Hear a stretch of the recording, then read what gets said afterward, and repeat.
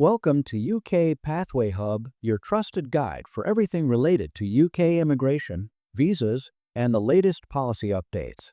Here, we break down complex rules into clear, simple explanations and compare different immigration pathways so you can make informed decisions about your journey to the UK. If you want to stay updated on the changes that could affect your future, you're in the right place. Don't forget to subscribe to the channel, hit the like button, share this video, and drop your thoughts in the comments, because your engagement helps us bring you even more useful content.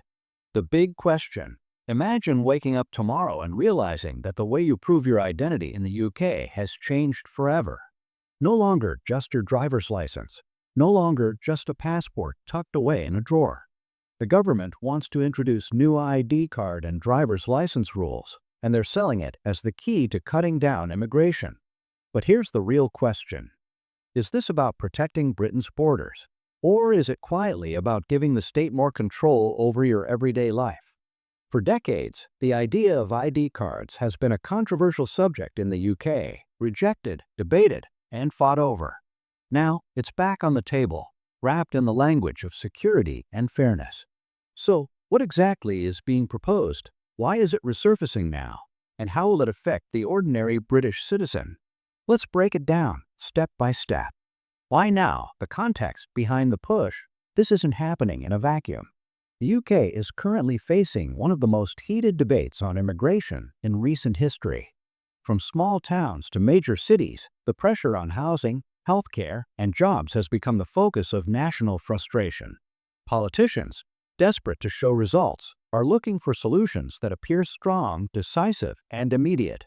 The government's reasoning is simple. Too many loopholes allow undocumented migrants to blend into British society without proper checks.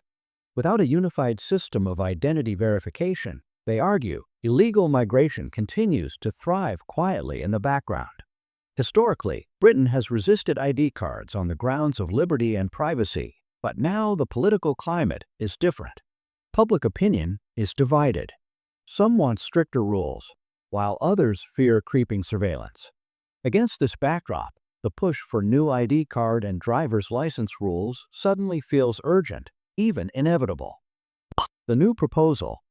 What's changing? At the core of the proposal is the idea of linking ID cards and driver's licenses to a central government database. That means your identity wouldn't just be a physical card in your wallet. It would exist as part of a digital network, accessible to multiple agencies. The plan suggests making updated IDs mandatory for essential activities, applying for jobs, opening bank accounts, renting property, or even accessing certain public services. For British nationals, it could mean carrying a single form of identification that proves both your right to reside in the country and your eligibility to access services. For the government, it's a tool to seal gaps that undocumented migrants may exploit.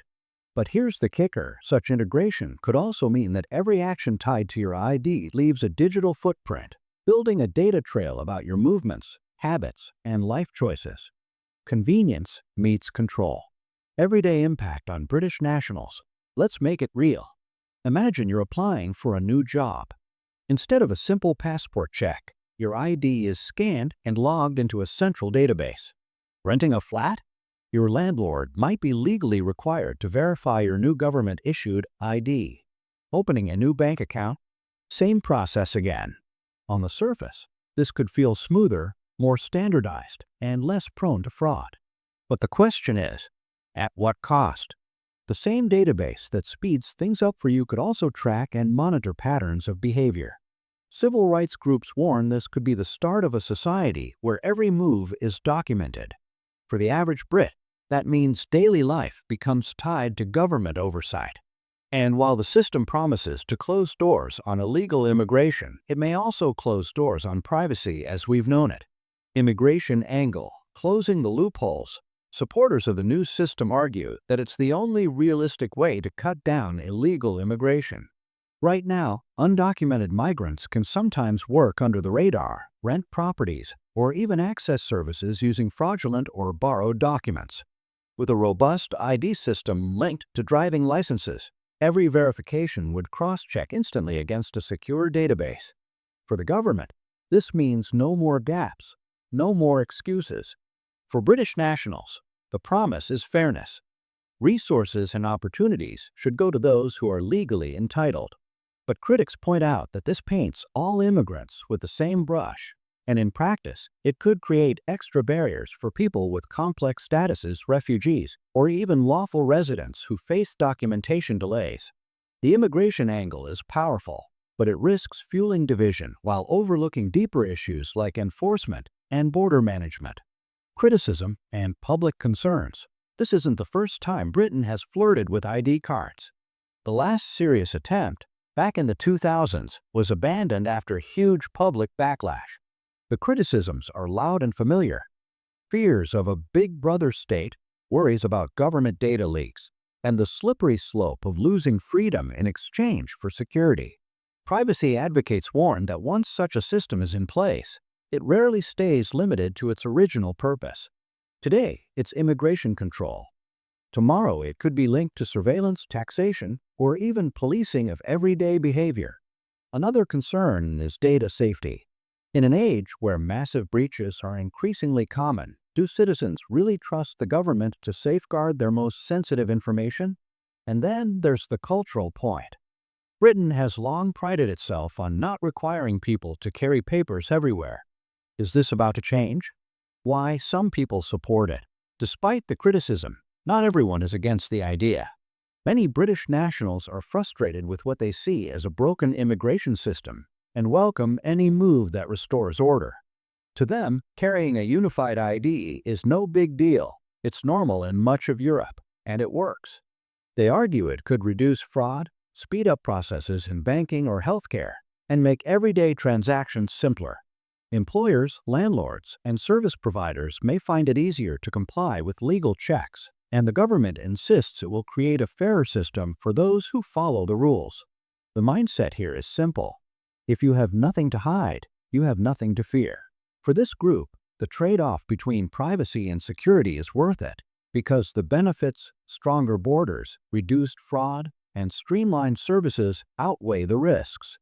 Political fallout and what's next. This proposal isn't just about ID cards.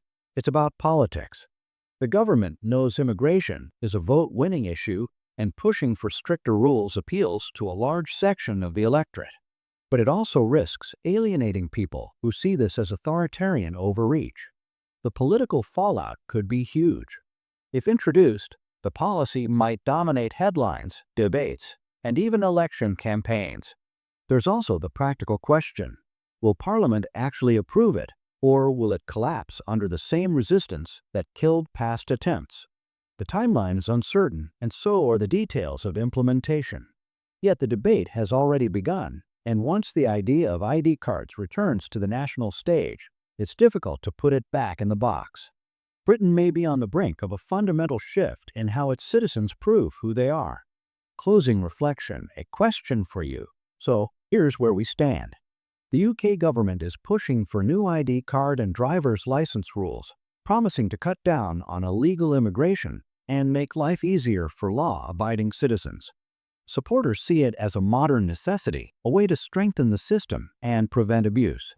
Critics see it as the birth of a surveillance society, a dangerous erosion of freedom and privacy. Both sides raise valid points, and the truth likely lies somewhere in between. But ultimately, it's not just about immigration. It's about identity, control, and trust in the institutions that govern us.